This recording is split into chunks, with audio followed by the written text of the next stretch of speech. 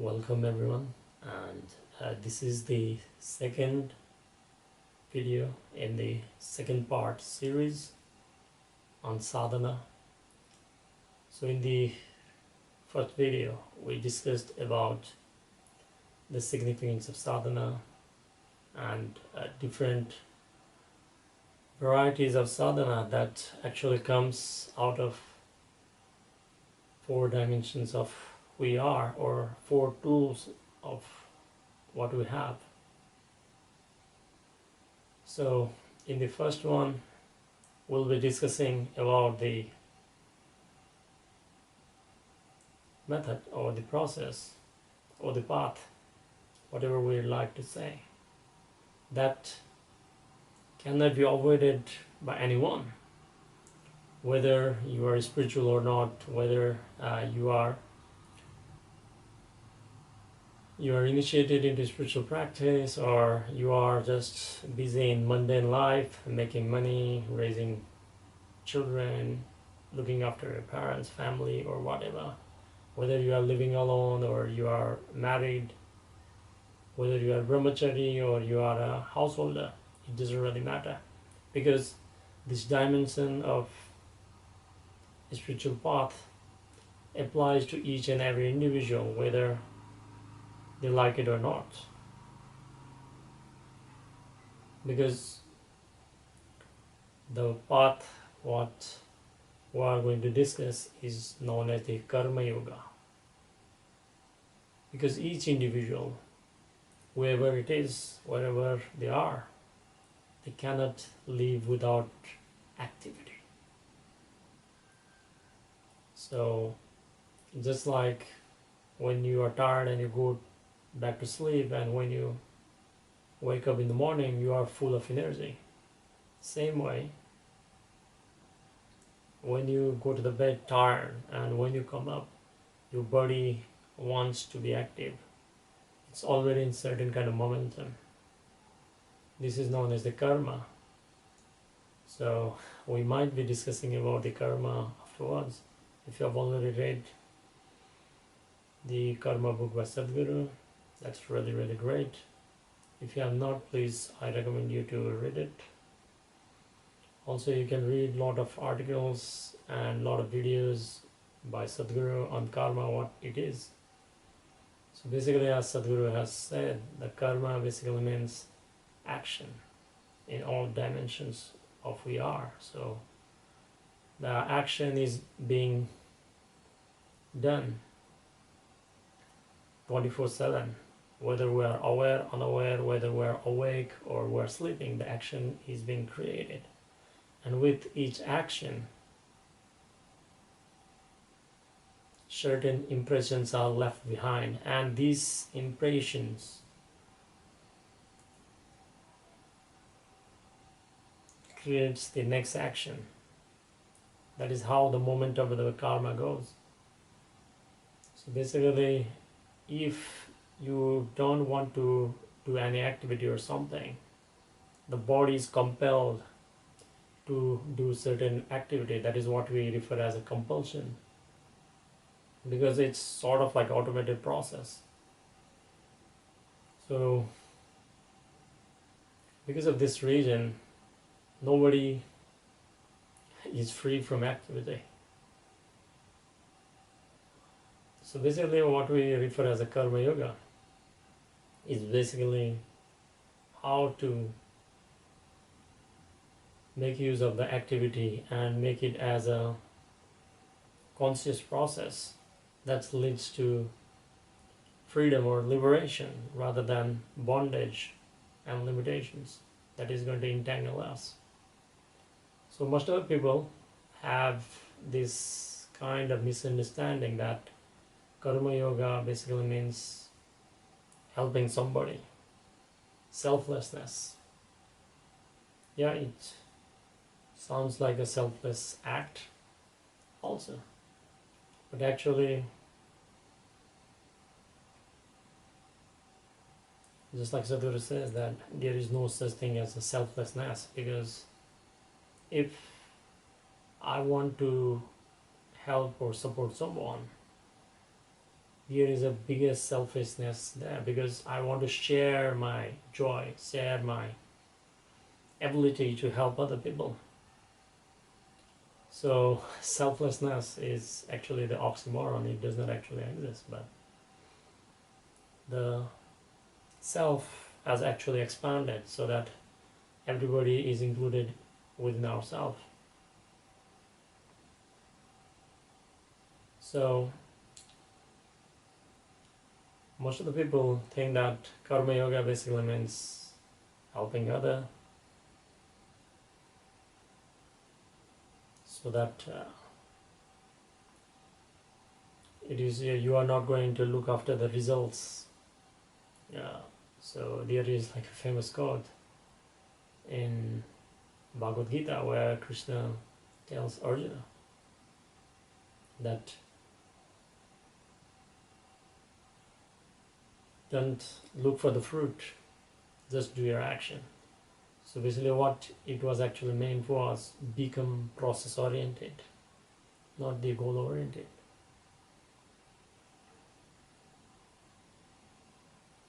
So what actually meant by the karma yoga is basically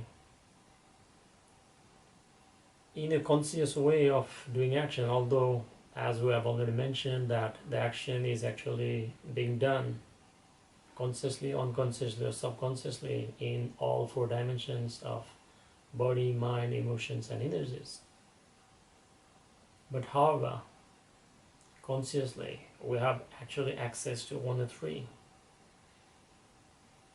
These are thoughts and emotions as one dimension, the second becoming the speech, how we speak, and then the third one becoming the action. So basically karma yoga basically means rather than becoming compulsive about how we do it, or whenever we need to do something, most of the time either we are so compulsive we have to do it, we cannot resist to do it, or we resist, there is so much resistance that we don't want to do it. So basically karma yoga is neither about helping anyone, neither about helping ourselves, but the main thing is to become willing in our activity. So when we say willing, it's not about doing whatever it is, but doing what is absolutely needed. So if I want to give you a good example, the volunteering process at Isha is a karma yoga, because the activity is not about the self. It's not about the self, it's about everyone, or inclusive in nature. So basically at the moment the Safe Soil global movement is taking place all over the world, and Sadhguru is riding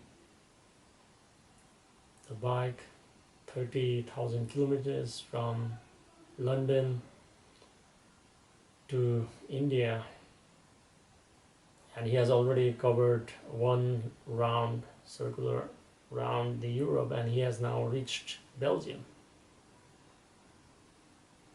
So in this process, from the perspective of Sadhguru and all these meditators, there is no direct correlation of result from the perspective of Sadhguru. Whatever he is doing does not actually have direct impact on him as an individual, but whatever he is doing impacts the entire humanity. So he is just doing what is absolutely needed. So basically, if we do what is absolutely needed and inclusive in nature, it's not only about an individual, but it's going to impact the people around us, the environment around us, That is actually the Karma Yoga. So basically the main objective is, rather than becoming reactive to the situation, to be able to consciously handle and respond is a Karma Yoga. And personally I found Karma Yoga to be highly effective in the spiritual path, although when we look into it, it does not actually look as very powerful process, but it actually helps you to overcome a lot of limitations. For example, personally, I was brought up in a society where there is the idea of higher and lower, powerful and weaker. There is a hierarchy. There was sort of established hierarchy, and there is still some of them still existing over there. And not only that, in terms of the hierarchy in the society, but hierarchy on how they perceive the different kind of works.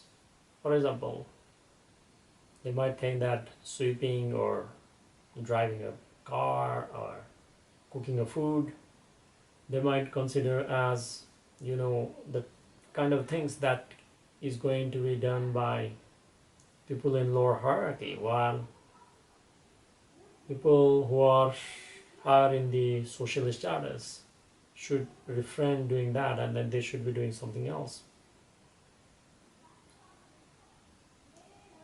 So in my own experience, before I joined Isha,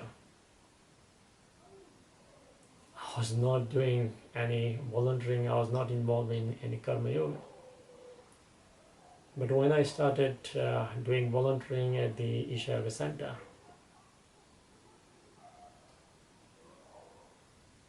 there are certain kind of fulfillment, but at the same time, there are a lot of limitations within myself initially.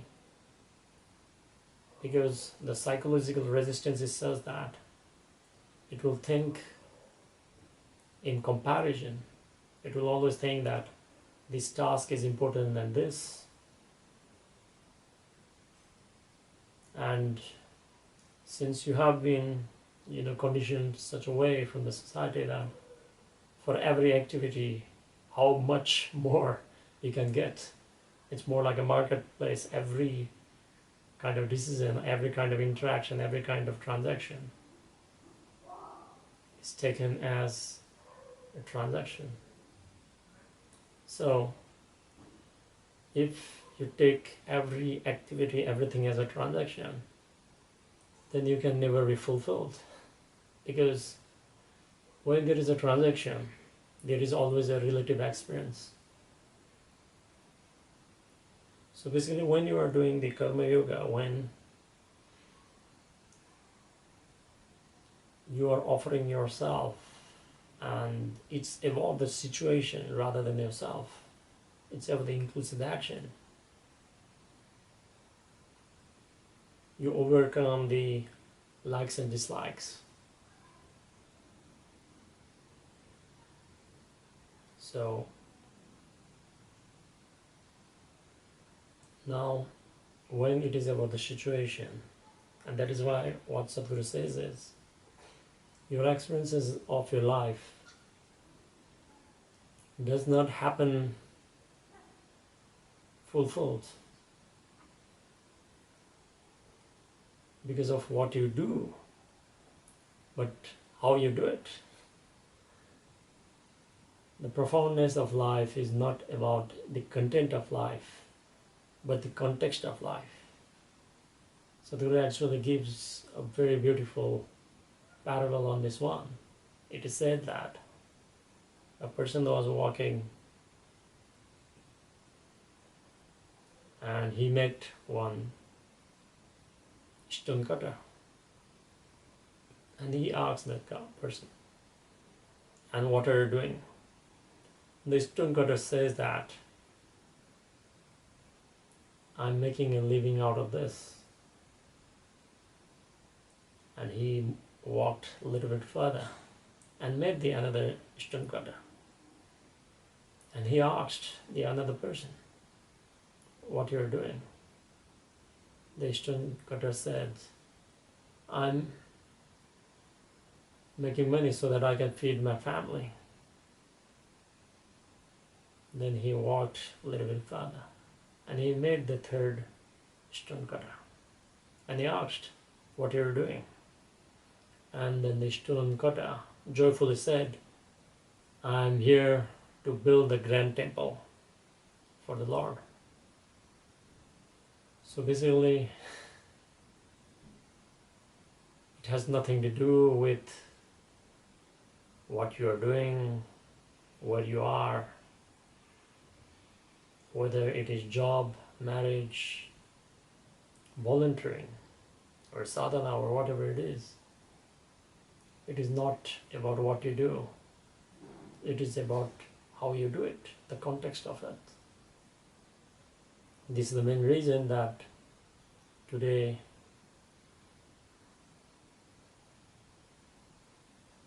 we know that, the same situation, somebody suffers while somebody can ride that and turn that into the opportunity for growth. So in summary, Karma Yoga as a volunteering process is about offering ourselves to the situation. If we look into that, if we discriminate whom I should serve, whom I should not serve, what I should do, what I should not do, then we are still trapped, and that is going to multiply the karma. But if we just give into the situation and do the best that we can do inclusively, then we have gone beyond the likes and dislikes. And then the karma does not have impact on us. So the karma yoga is always about action, because we cannot avoid the action. So like I mentioned, out of 3 different types of actions, thoughts and emotions, they can be subsided by conscious process of thoughts or through meditation. The easiest part is to remain in silence. Although it will be difficult to keep the mind quiet, but we can keep our mouth quiet so that we can avoid creating karma through sounds. Speak only what is necessary. Sadhguru has also recommended this. And finally, the action part, the body. We have to understand that the body has its own karma. And since it is evolved in many years from apes, who have evolved into humans. So in this evolution, it is said that it is found that by research in evolution, humans used to run a lot of distance. And they used to do a lot of activity. Because of that reason also, if a person just wants to sit down in a meditation, the body will not cooperate. Because of that reason, to handle that karma, because what we refer as a karma is, like I already mentioned, that it's actually the impressions and traces of previous activity, which in turn triggers the next activity, compulsions. So the body wants to go into action. So because of that reason also, that all the spiritual practice is done early in the morning once you wake up, because it helps you manage a lot of allocated karma for that day, or what we also known as technically prarabdha. So that once you take care of that through your yoga practices and sadhana, you handle that karma, it becomes far more easier for you to sit in the meditation without an activity. Because the activities has to be managed, and there's no other way. So the karma yoga is, like I mentioned earlier, it's about offering ourselves, and it has nothing to do with what we're doing. So basically, for karma yoga, you don't even need the another person. Because even if you are sitting alone, the body demands activity, your mind is also functioning. So the karma is being created, or it's unfolding by itself. Whether we make it as a conscious process or unconscious process, that's a different aspect of it. Decisive factor, actually. So, and many people will think that, once what had happened was, I met one person who actually asked me that whether the Isha, by doing the Isha meditation, or not the Isha meditation, but Isha volunteering, would he actually get the certificate? So if you do any kind of volunteering with the expectancy of certificate or good virtues, good karma, or for various reasons that you are expecting something out of it, then it's not going to be a karma yoga. So the karma yoga is basically a process of dissolving our limitations, because like I already mentioned, that by going through the Isha volunteering process, I was able to overcome a lot of limitations. Because in existence, there is no duality, or there is no discrimination. There is no higher, there is no lower. There is no such thing as important and something as non-important. Everything is just as it is. So karma yoga is action-oriented approach to live a conscious process. And if you ask the other spiritual significance of karma yoga, it's basically it prepares you for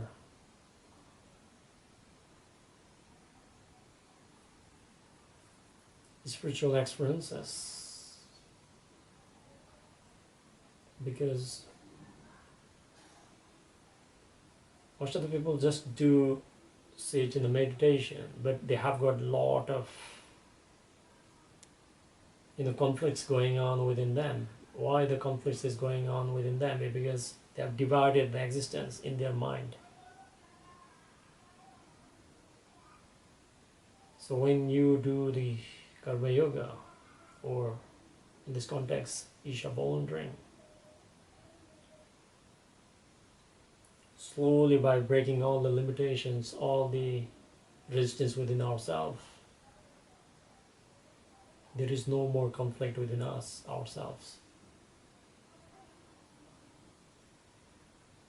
And personally, I've found, and if you go to the ashram, and if you ask the full-time volunteers, they will always say that if you do volunteering before any of the advanced programs, then the results are phenomenal.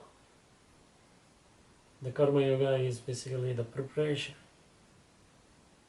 of one. It's not that the karma yoga does not lead you to self-realization. I'm not saying that. It also does. But at the same time, Karma Yoga is the type of the yoga that nobody can ignore. Whether you are a meditator or not, whether you are seeker or not, everybody has to be active in the world. So if you take your actions consciously, the world will not have a scratch on you. The actions will be more fluid. And although this is the first video on the sadhana series, without an element of bhakti or the devotion, Karma Yoga cannot function properly. So we'll be coming into that, and we'll also see how all these different kind of processes fit together and they are related with each other. So why we started with the Karma Yoga is because no one can exist here without any action. So in summary, Karma Yoga lets you overcome and go beyond limitations, and that also makes your personality very fluid. Or in certain condition, you can just keep the personality aside and just be the offering. And if you meet the Isha volunteers, they will tell you that just by doing the volunteering process or something, they become so joyful, they become so energetic. Because in hardcore terms, when you undertake the Isha volunteering, as Sadhguru says, you are actually on his shoes. That basically means you are becoming the vehicle or the device through which Sadhguru's grace functions. And where Guru's grace is there,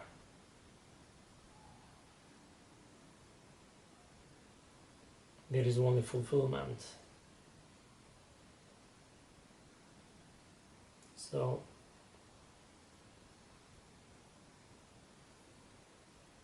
Karma Yoga is about overcoming limitations, and nobody is excluded of Karma Yoga. Everybody is subject to this dimension of the path.